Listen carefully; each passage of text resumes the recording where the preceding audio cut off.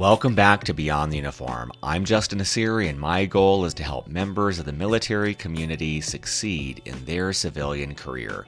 Today's episode number 355, Army to the NFL with Nate Boyer. I mean, that's the main takeaway for me from things is just to not limit yourself. You know, I never played football until I was 29 years old. I never long snapped a football until I was 31, and I somehow had a shot in the NFL, and I'm not a good athlete. I'm an okay athlete that just worked hard, you know, and that's that's just one example, but we're all capable of that. Today's episode originally aired all the way back in February of 2017. I was just getting my feet underneath me with Beyond the Uniform, and this was one of my first big episodes. I still think of this episode today. It's one of my favorites, and I have to disclose that I don't follow football at all. I'm not a football fanatic, and my appreciation of today's guest has nothing to do with what he did in the NFL and everything to do with two things that helped him get there. First of all, failure. Nate has achieved the impossible repeatedly in his life. He talks about being a grinder, of just working hard to go after his dreams. And he talks about how it's not about not having fear, it's about having the courage to realize that there is no downside, that the only risk is not taking an opportunity. There are far too many incredible words of wisdom to summarize here, but believe me, it's a lesson every single veteran will benefit from hearing. Second of all, passion. Nate talks about how many veterans fall back on what they know. He talks about how he tried many things and failed at many things in his journey to find his calling and what he enjoys most. Again, these are lessons I found inspiring and hope you do too.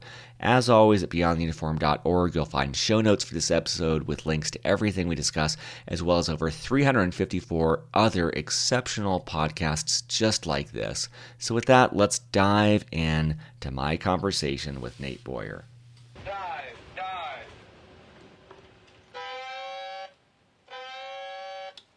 Well, joining me today, normally in Los Angeles, but today in the Bay Area, is Nate Boyer. Nate, welcome to Beyond the Uniform.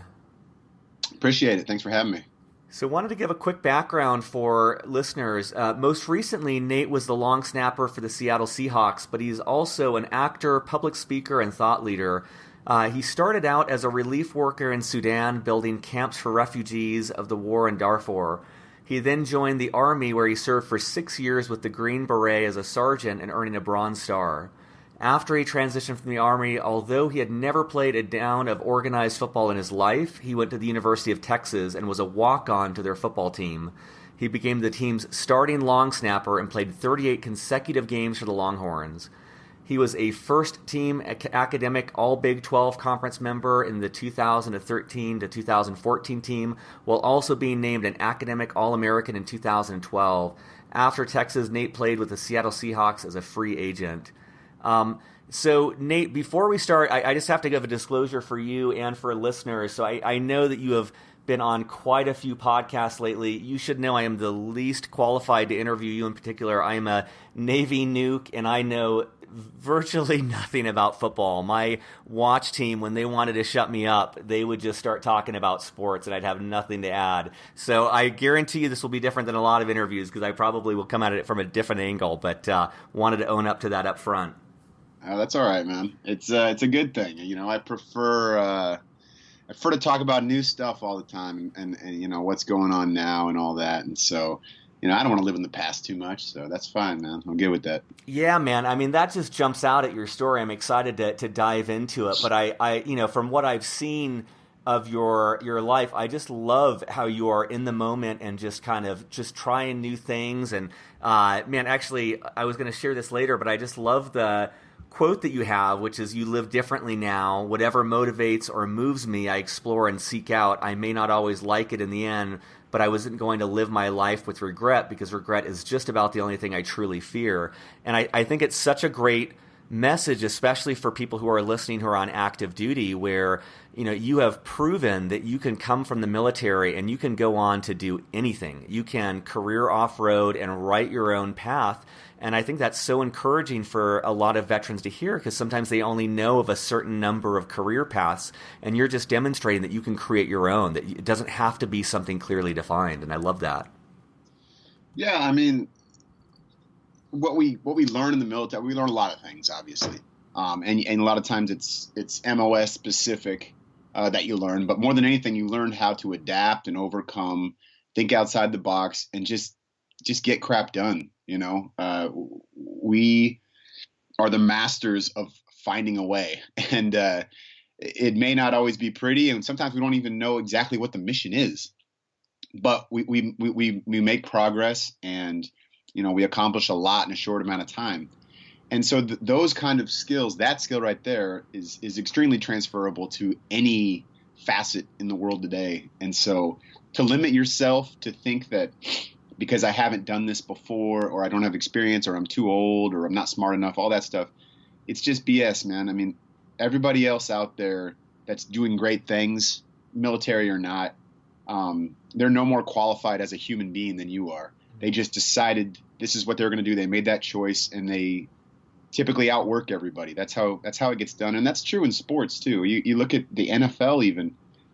Yes, those guys are talented. I mean, they're very talented, but the ones that make it, the ones that have long careers, the ones that end up being great, are typically guys that just decided they were going to work harder than everybody else. And a lot of people that had all this natural talent that didn't put that commitment in are the ones that it doesn't really pan out for. And that's true in everything. And so, I mean, that's the main takeaway for me from things is just to not limit yourself. I never played football until I was 29 years old. I never long snapped a football until I was 31, and I somehow had a shot in the NFL. And I'm not a good athlete. I'm an okay athlete that just worked hard. And that's I mean, that's just one example, but we're all capable of that. I love so much about what you just said, and I think a lot of times on these interviews, people talk about how clearly defined the military is, how they, when they were in the military, it was a clear progression. They knew how they were going to get promoted. They knew the timeline. They knew the pay scale. They knew everything about it. And then the civilian career was this big unknown. But I love that you're shining this light on this portion that's in the shadows, which is the degree of someone's military service that is so unstructured, that is no roadmap, and having to lead people in unpredictable situations, having to come up with solutions where no one's ever done anything before. And I just love that you're choosing to focus on that aspect rather than what people normally do, which is this clearly defined military, everything structured. Because yes, there is a lot structured in the military, but there's so much that's unstructured and is reliant on the ingenuity of individual soldiers, sailors, Marines. Yeah, absolutely. And I think why we felt more confident in those situations than maybe we do out in the civilian world is we always had a team around us and others you can rely on. And so that's one thing that I try to do. I mean, I don't have a lot of super close friends. I spend a lot of time alone. I kind of do things my own way, but at the same time, when I have a big project or something I want to tackle, I am picking everybody's brain I can. I'm asking a lot of questions. I'm taking every meeting. I'm somewhat building a team around me, whether they know it or not, to help get whatever it is done I'm trying to get done. And you need help, and you need to be not afraid to ask for help. And that's something we did in the military. When you didn't know how to do something, you didn't just do it and do it wrong, because if that was the case, you're going to be in trouble. I mean, that's just the way that is. If you didn't know, you had to swallow your pride and ask, whether it was your superior or sometimes even somebody under you. It doesn't really matter. If you don't exactly know, you just ask, and you rely on your team, and you know that they're going to ask you when something comes up, and whether it's in combat or in the in garrison or whatever, we always do everything with and for the man or woman on our left and right. And you have to kind of create that team and build, and not be afraid to build that team out there. Everyone wants to be part of a team anyway. So if you have a mission, a goal, a dream, whatever, verbalize it. Let other people know what you're trying to do, and get it done together. I mean, it's really that simple. I think about the more I've kind of, I don't know, developed my whatever my plan is, my my life goals or dreams or whatever, the more that I kind of get into those and I start seeking out people and those that inspire me and those that have had successes and ask them questions and sit down with them, the more I realize that they're not any smarter than I am. None of these people, they're not these like incredibly genius innovators all the time. They're just grinders. You know what I mean? And I take a lot of comfort in that, understanding, in the film industry, the more I've been around that stuff. I was just on a set recently, I'm interested in doing some, and I have done some military consulting and advising, and I have a few film projects coming up that I may be working on here. And I'm thinking, man, these are multi-million-dollar films, and like these people must be so on the ball and just with it and have it all planned. It's like chaos on the set. People don't know what the hell's going on. No one understands anything. The actors are like these big time actors are like asking me these, questions. I'm like, I can't believe this guy's asking me this, but it's just hilarious that it's like that, and you use a little bit of the fake it till you make it mantra and all that stuff. But it's like that in every industry. It really is. It's not that complicated. We just complicate it in our minds because we see the result sometimes as being this like incredible thing and think that only geniuses could have made this. And it's absolutely not like that. It's just a bunch of people working together trying to figure it out on the way, Yeah, man. I mean, my first year, and if not the whole time at business school for me, I was surrounded by all of these incredible people and just assumed, I bought into this phrase of like, well, in the military, you don't have any real world experience and believed that. And then had that dawning moment at some point where you realize like, there's a lot of confidence and a lot of bluster and yes, a lot of ability, but there's nothing here that I don't have. There's nothing here that I haven't gotten in spades from my military service. And I love that thought of that you're saying, which is like, it's not like these people deserve it more. It's not like they're better capable, more intelligent, anything else. Like it's a level playing field in that regard. And sometimes the only thing missing is a little bit of confidence and belief there. Absolutely. Yeah, no, it's no different. I mean, I can't believe somebody actually said that, but you're not going to get any more real world experience than your service, even if you didn't deploy, even if you didn't go overseas. I mean, that's ridiculous. But I mean, maybe there's a little bit of arrogance in some of these industries and all that, but that's just insecurity from those people because, they understand, they probably know deep down it's really not that hard what they're doing. They're trying to make it sound hard. So everyone else is afraid to try because they know that it wasn't that big of a task at the end of the day. It was just the fact that they were there. They showed up on time, right place, right time, right uniform, like we say in the military. That's half the battle in any industry, I swear. Mm. Well, usually I start off by asking about what led you to leave the military, and I want to talk about that, but I was actually fascinated just to dive in briefly about what caused you to join, because I think almost everyone I've had on the show, it was like, either straight out of high school or straight out of college, and I was just really intrigued by your experience in Darfur and coming back then and signing up with the Army, and so I'd love to learn just a little bit more about that. Yeah, I was in my early 20s and 9/11 had happened, and so I had thought about the military and all that, but I wasn't sure that was something I wanted to do, and I was living in Los Angeles at that time, actually, and I was interested in getting into the film industry. That was something that was interesting to me. I didn't know what I would do exactly, but I was also partying quite a bit and not really doing anything productive, to be honest. Not a lot productive anyway. I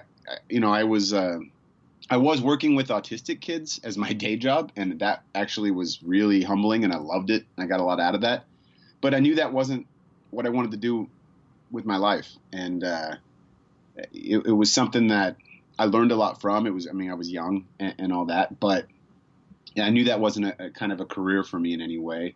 And then, I do that during the week. And then on the weekend, I would just, drink way too much. And, I tried every drug. I did all that stuff, man. And it just wasn't fulfilling. As anybody that's probably gone down that road, it just doesn't do it for you at the end of the day.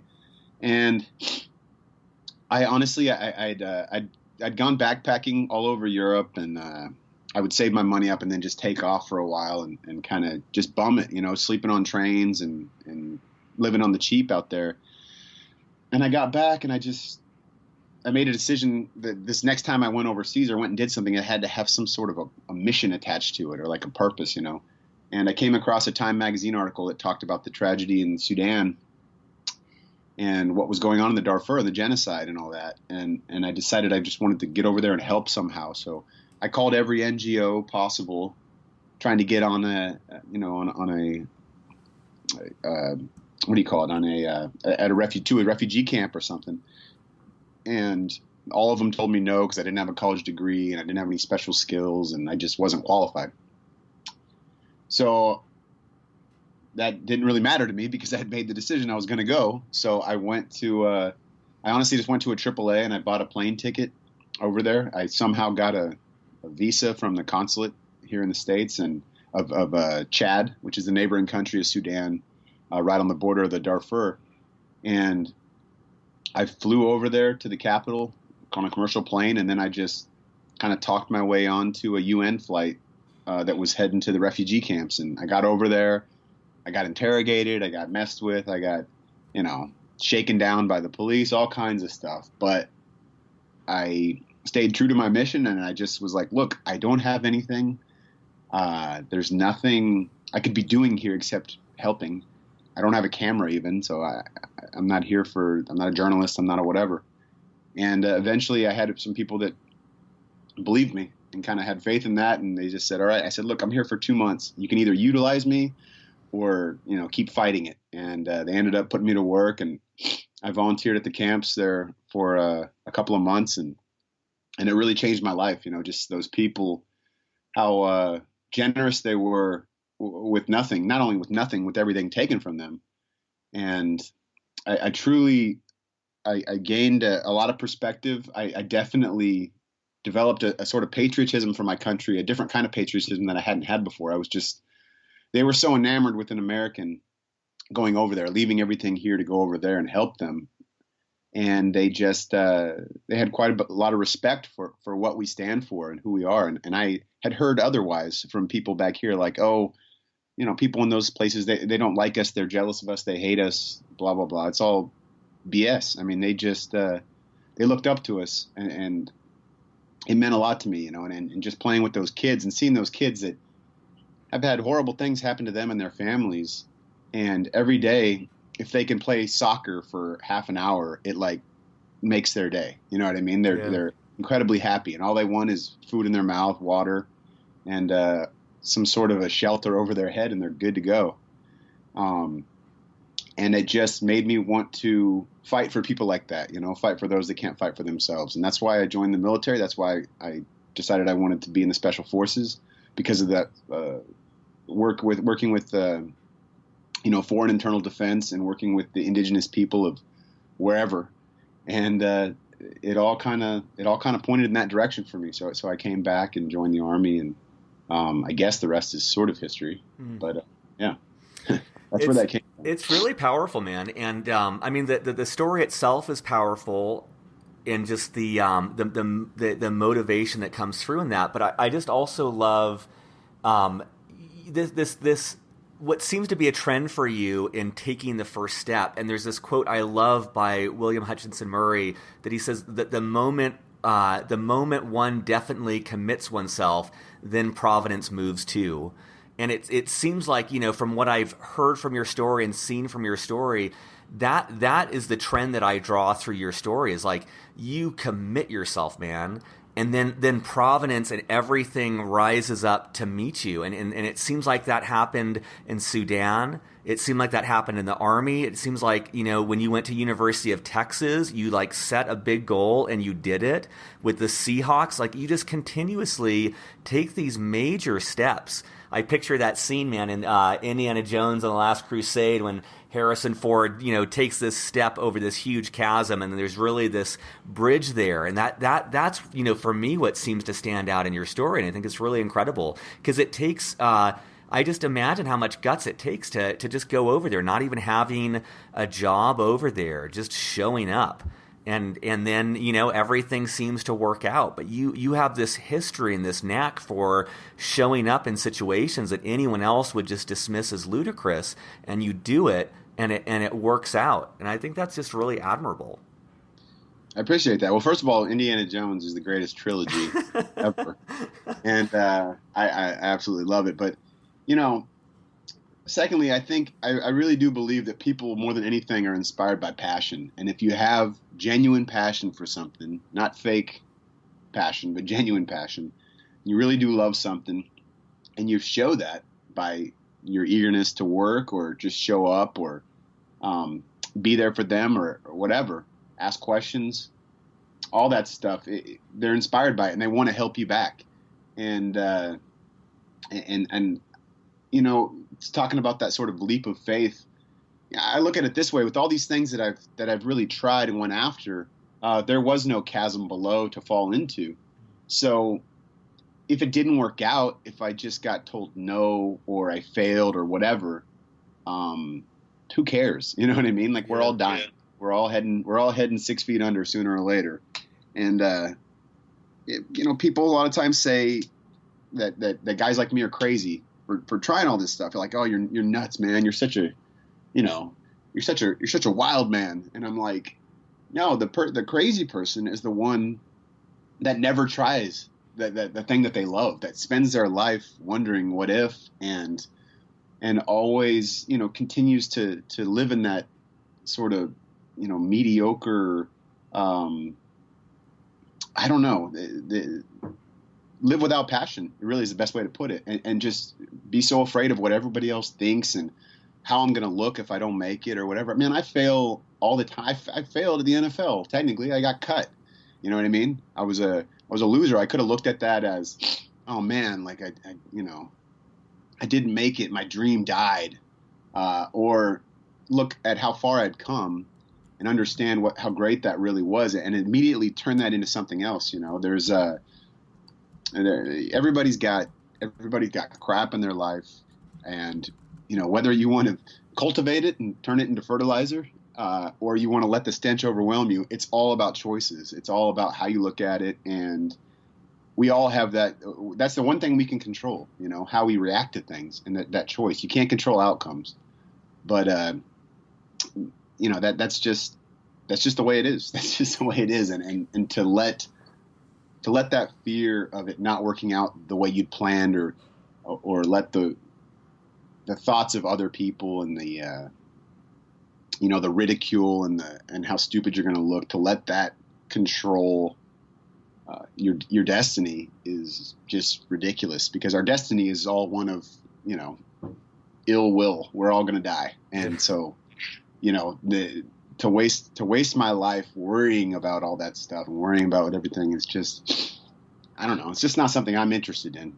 And I don't think people are moved by that. I don't think people are inspired by that way of living. Yet so many of us do. And I mean, I had a time in my life where I kind of did, and I'm just not going to live like that anymore. That's for sure. Man, you've got so much humility around it. But what I really love, what I find inspiring, is that when you said there was no chasm for me when I made these decisions, my mind started going, and I'm like, no, dude, you're like, you could get shot. There's all these things. You could be, arrested. My mind went to all these negative things. And then, as you talked, I realized it is all BS. Like, all of that fear, it is nonsense. And I love how you put that into like, the real risk is not taking the opportunity. The real risk is not trying to see what your full potential is. And I love how you talked about failure. That's something big on my mind right now, is how much we learn from failure, and how sometimes it's so daunting. But Tony Robbins has this phrase that's become my mantra, which is like, the belief that life is happening for us, not to us. And I think it's such a subtle mindset shift, and it seems like you're living that, where you're not afraid of that failure. You realize that it's going to make you stronger. You're going to learn from it. Maybe it's not your final destination, but it's going to make you a better person, and you're going to learn from it. And hearing you talk about it, it just sounds so liberating. I just love that thought. Well, I mean, I want everyone to understand this too. And you think about someone like Tony Robbins. I guarantee you, every day he has self-doubt. He has insecurities. He has fears every day that they enter his mind, and they enter mine, and they enter everybody's. We are all connected in that way. So I think that's what stops a lot of people, is they have this idea that people that are attempting these amazing things, or doing these great things, or successful or whatever, that they just, man, nothing phases them, whatever. It's totally not true. There's no way. We all have that voice in our head, and we just have to understand that voice is not us. We're the one listening to it. And so you can choose to block it out and overcome, I mean, the fear of death or things not, you not coming back from something, like you're talking about, taking these big risks, and that could be the outcome. I'm much more afraid of living with myself if I don't try those things than dying, Yeah, I mean, I love that sense too, that like courage isn't courage without fear. Like that fear is universal in us and humans, and all courage is being able to tolerate or move past that fear. But everyone has that. That's not, if you don't have that, you're an idiot. Like if you don't have some sort of sense of fear. How do you approach your, not to jump too far ahead, but how do you approach career now? I'm just wondering if you have any advice, because, especially for guys and gals that are just getting out of the military and kind of exploring what lights them up. What have you found helpful in like finding what you're passionate about, or knowing how to pursue that, or even just knowing what steps to take to move towards something that might really light you up? Well, I mean, sometimes people already know what they want. They know what they want, what they want to explore, what they know, what they're passionate about, all that. But a lot of people don't. They really don't, And so then I think a lot of veterans fall back on what they know and what they, studied or their job before or whatever. And they try to find a way to connect what they technically did in the military to what they're going to do moving forward with their, with their real world, quote unquote, civilian life. And I just, I think that's definitely not necessary. I think if you don't even know what you're passionate about, you just got to try things, try things that you're interested in, and just go check it out, get into it, just kind of throw yourself in there. And there's a lot of things I've tried that I just it wasn't for me. It just wasn't into it, and I moved on from it, and that's fine. It's not like, I don't feel like it's wasting time if I'm exploring a little bit here. And that's, I think that's the key. But then once you do find that thing that you're a little bit afraid of and you're interested in, and you sort of find yourself you keep getting pulled back in that direction for whatever reason, then I think you need to seriously consider, getting into that. I used to ski. I used to race a little bit when I was young, when I was living in Colorado, and I was my early teens. And there was I don't even remember the instructor's name, but he was talking to us one day about downhill skiing, and you're going pretty fast, and you're going around gates and all that, but you're going, you gotta lean into it and head downhill, right? And he would always say, if you're not scared, you're not skiing. And it's kind of the same thing with life to me. If you're not a little bit afraid, or a lot bit afraid of whatever you're sort of getting into, especially in a professional career, I truly believe that, then you probably shouldn't do it. It's probably not going to fulfill you if it's just, something comfortable or relaxing. I think a lot of us, we can't wait to get out of the military, and we just want to like relax. I don't want someone in my ear all the time, and I just can't wait to get done. And you get done, you get out, and within like a couple of weeks, you're just bored out of your mind, and you can't believe you got out, or you have no idea what's next. And so, that's just not something, we're people of service. We spent all that time in the military, and whether you joined for that reason or not, you became a man or a woman of service. And we need a little bit of that moving forward every day, And so we have to be able to find those things that we're passionate about, those things that we're a little bit afraid of, and then find a way to do something good with them.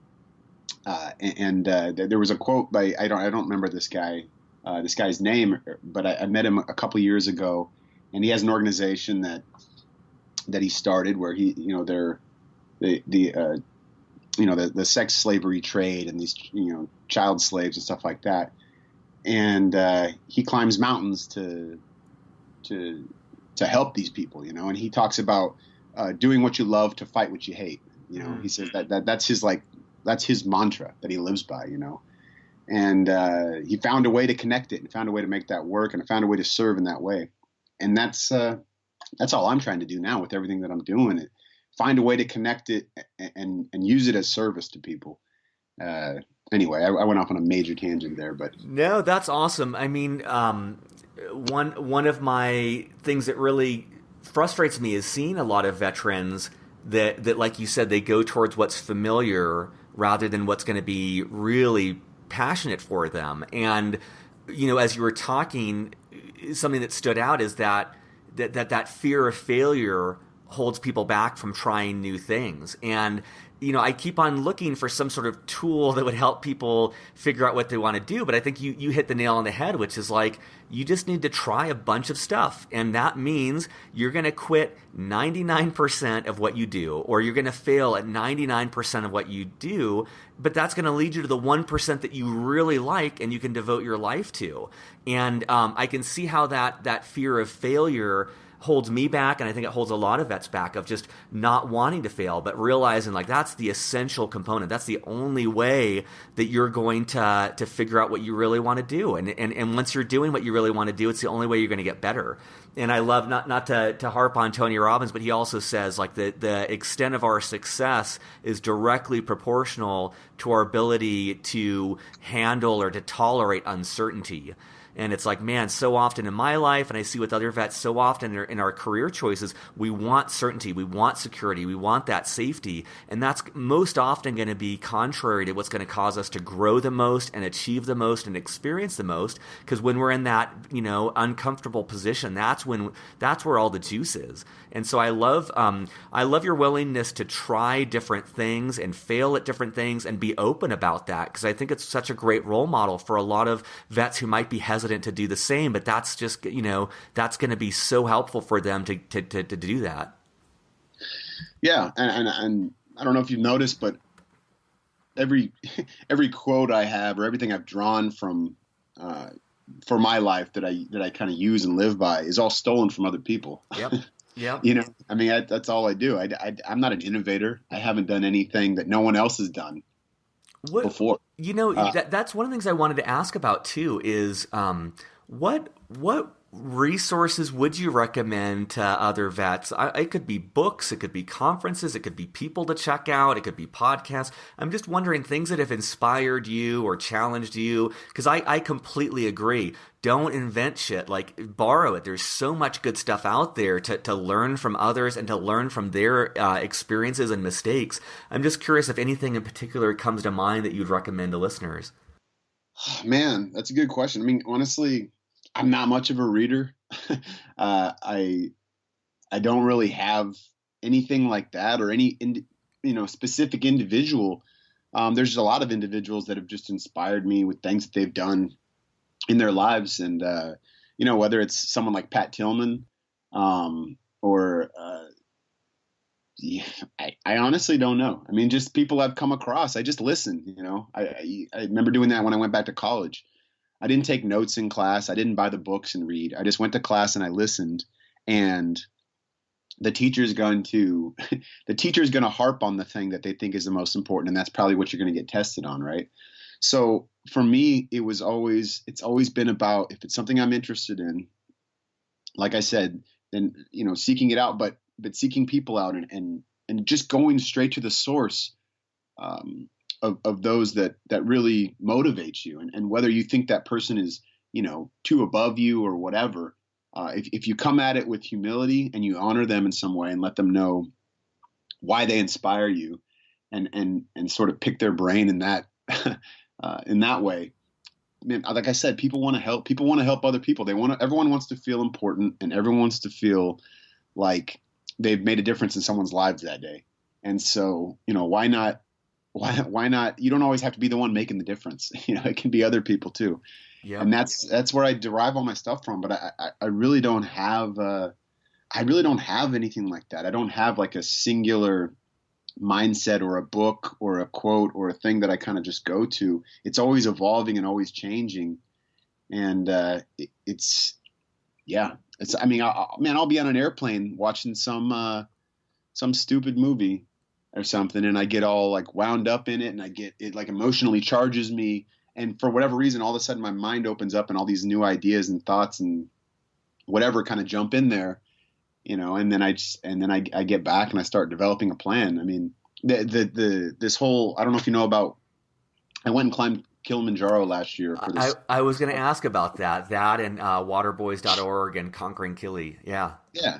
So, I mean, that literally came about the day after I got cut from the Seahawks, because I got released.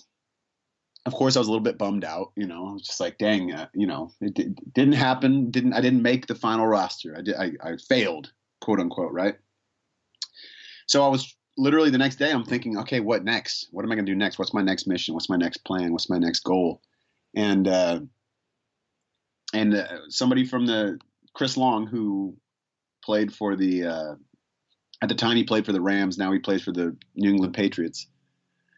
He had started this clean water project, and he reached out to me through somebody and just said, "Hey, I got this new thing I'm kind of working on.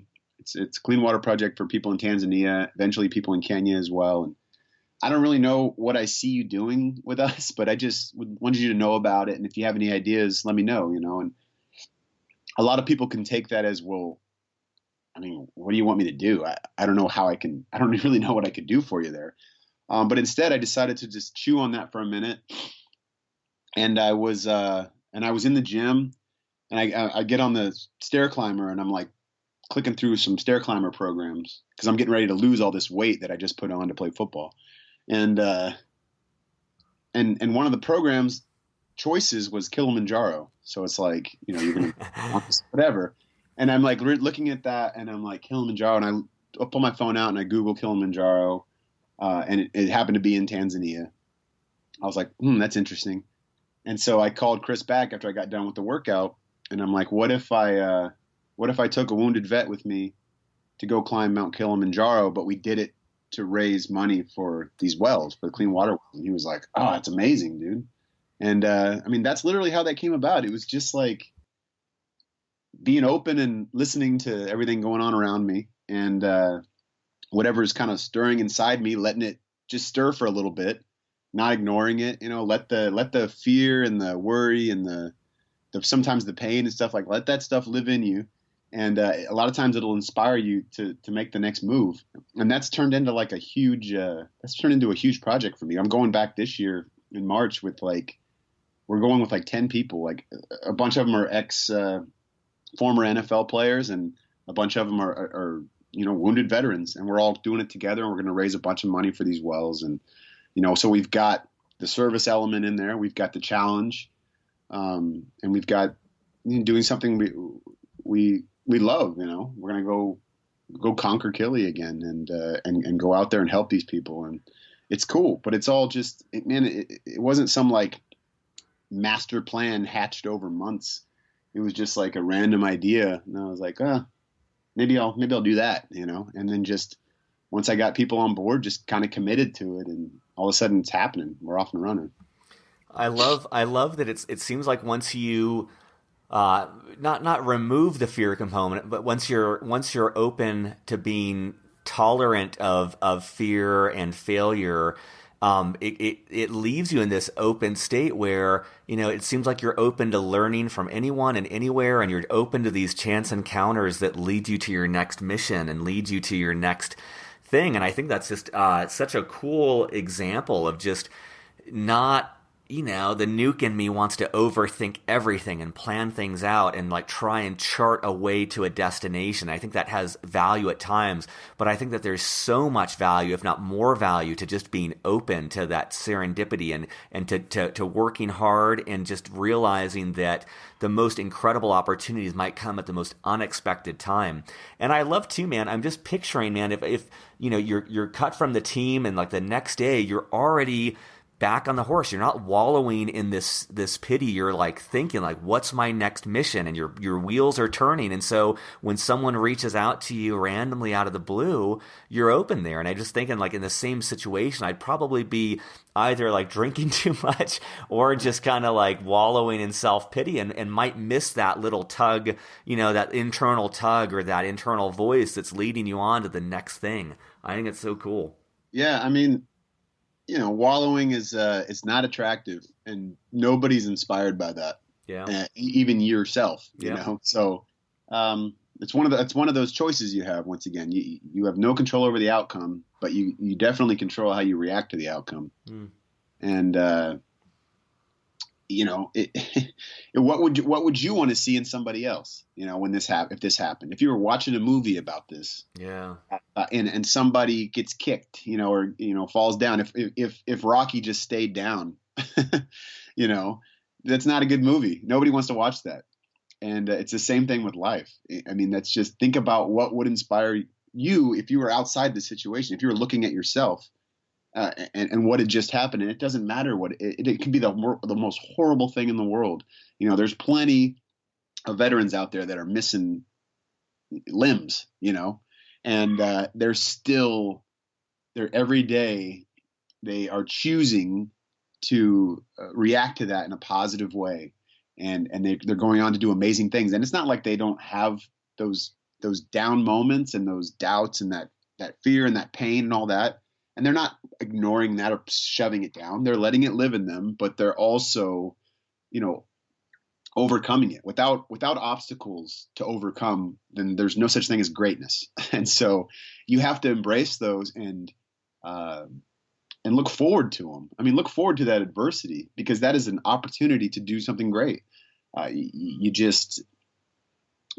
have to understand that we all have that. And those moments are going to happen. You never know what's around the corner next Tuesday, and you're going to get slapped in the face. You're going to have people tell you you're stupid and you're dumb and you're not going to make it. Your dreams aren't going to come true, and you're going to tell yourself that over and over and over and over.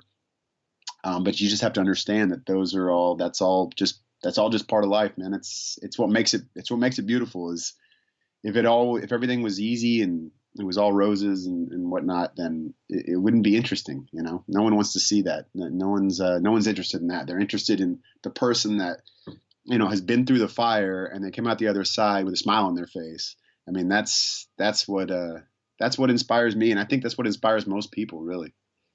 I love that image of just picturing yourself in a movie, and it's so awesome, because it's like, man, when the worst tragedy happens in your life, when the worst thing that you just can't imagine living through happens, you picture that as a movie, and it's like, look, what does the hero do? The hero like picks himself up and they keep fighting, and that's such a cool, easily accessible way. I just love that as a tool for people.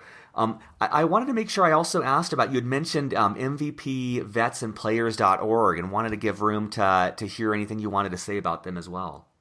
Yeah. MVP, which stands for Merging Vets and Players, it was started by Jay Glazer and I. Jay Glazer is a Fox Sports personality. He had a very short mixed martial arts career. He had some injuries, and he ended up getting into journalism. And he started out he was a beat writer for the New York Post way back when, and started. He was working for like $80 a week writing an article about the New York Giants. And he's parlayed that into this incredible career. And he's self-described as a 5'7" Jew from New Jersey. He has no place. He should have no place being on Fox NFL Sunday with like Michael Strahan and Terry Bradshaw and Howie Long and these like NFL legends.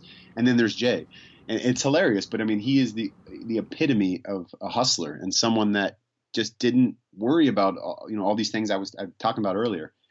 And and him and I, we were talking one day about athletes transitioning, and how these ex NFL players, especially the ones that weren't big superstars, the other 90% of the football team there, a lot of them have sacrificed quite a bit, been through quite a bit, worked extremely hard to get to where they were.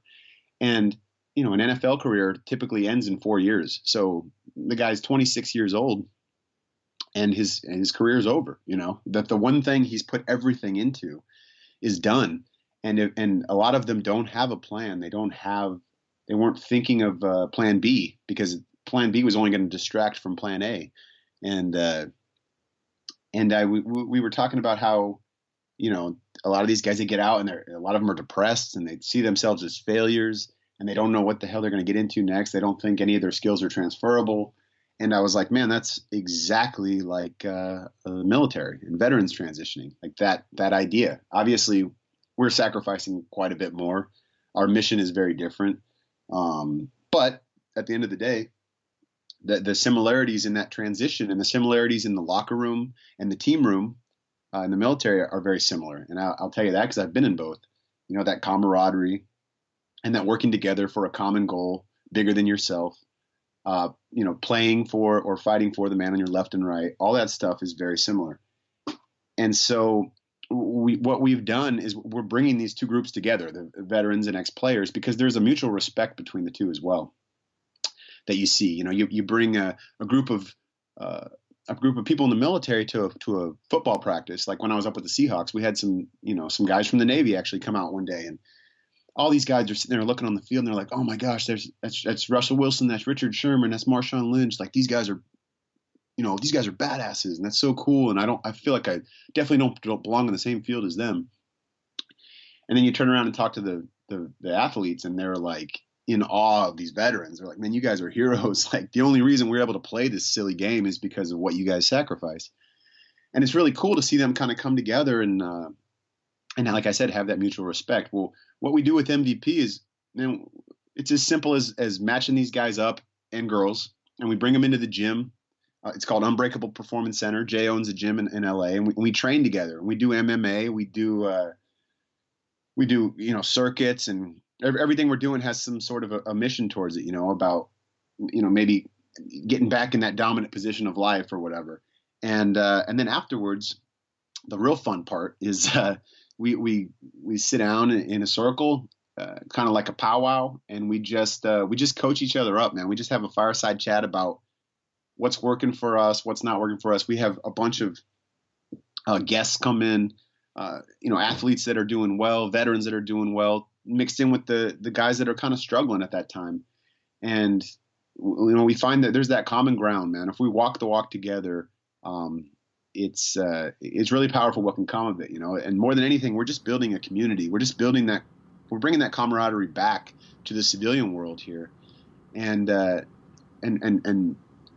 forcing these guys to understand what they're capable of, and to stop limiting themselves and not worrying about, what didn't work out, or, the survivor's guilt, or all these things that we have, but using all that, being proud of your scars and using what you've done and what you've accomplished and how far you've gone with your respective career for the next step, and really finding that passion for life again. And, the veteran suicide epidemic it's really sad. I mean, roughly 22 a day we're losing to suicide. And it's because I think a lot of it has to do with that lack of purpose and feeling like you'll never do anything as important as what you did before.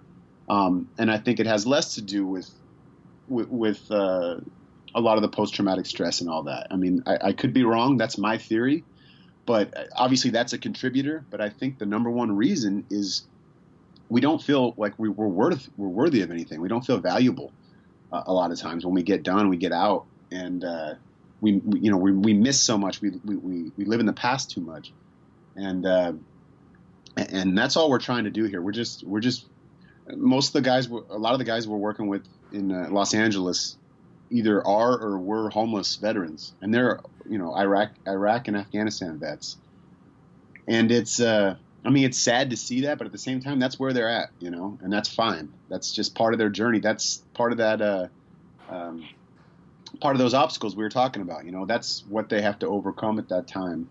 And I say, man, even with that, like that you're in a perfect spot right now. You know, all you have right now is the opportunity to come out of that, you know, to come out of that ravine or whatever you want to call it, and really do something amazing and inspire and help a lot of people. And you can do it. And it's you're just as capable of doing anything as I am and the guy next to you. It doesn't matter.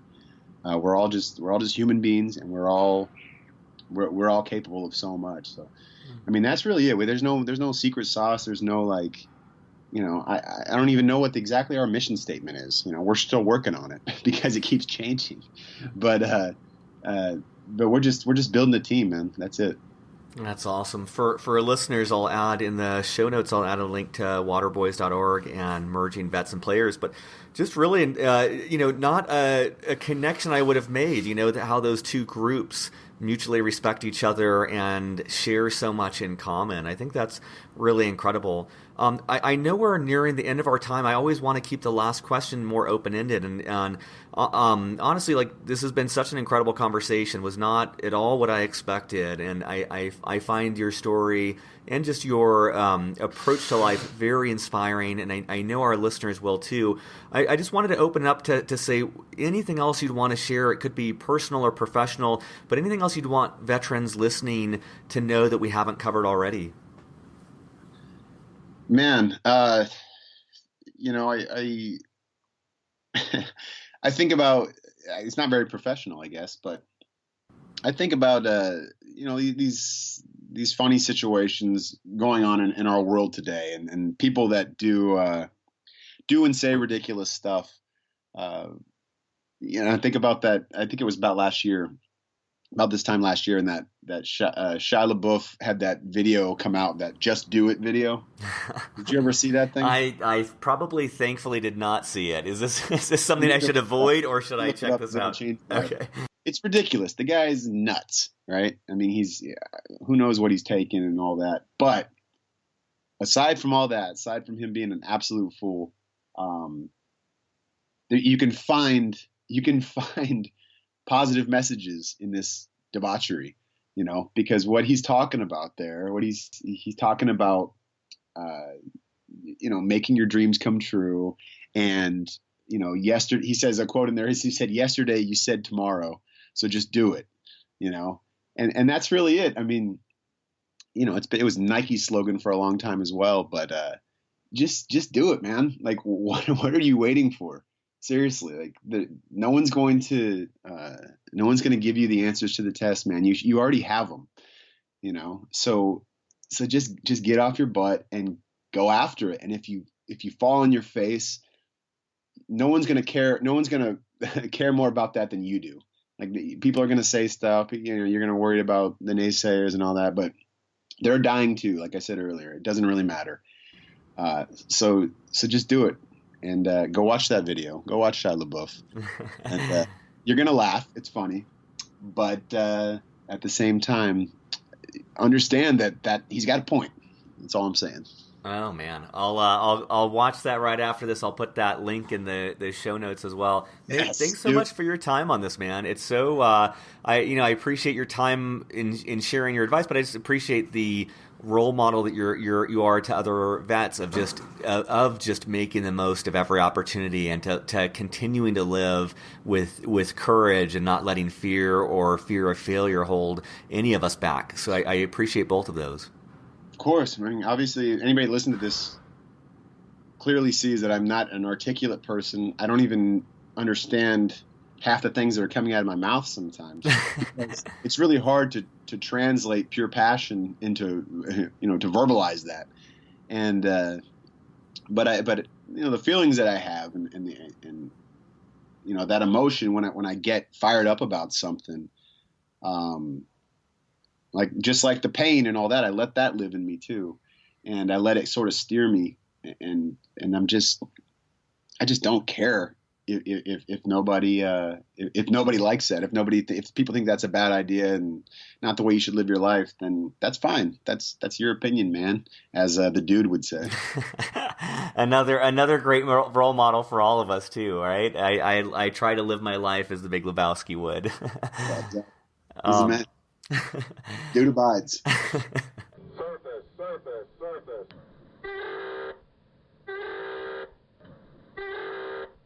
Beyond the Uniform is written and produced by me, Justin Nassiri, with help from our Chief of Staff, Steve Bain, and our editor, Kathleen Dillon.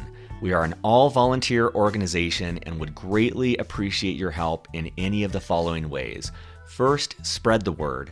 Beyond the Uniform has over 330 podcast episodes and 15 on-demand webinars, all offered for free. Help us spread the word on social media, at military bases, or whatever gets this resource in front of more men and women who need it. Positive reviews on iTunes go a long way towards this as well. Second, sponsorship. Beyond the Uniform relies on sponsorship to keep us going. There is so much more we'd like to do, but we don't have nearly the resources to do so. If you know of a company that would like to advertise in any way with Beyond the Uniform, please send them to beyondtheuniform.org. Third, donations. If you're in a financial position to donate, you can find more information on the support section of beyondtheuniform.org.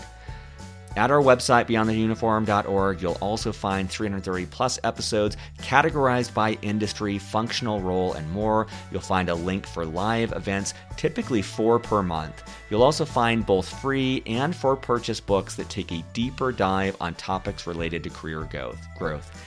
Thank you for your support as we aim to help members of the military and their families thrive in their post-military career and life.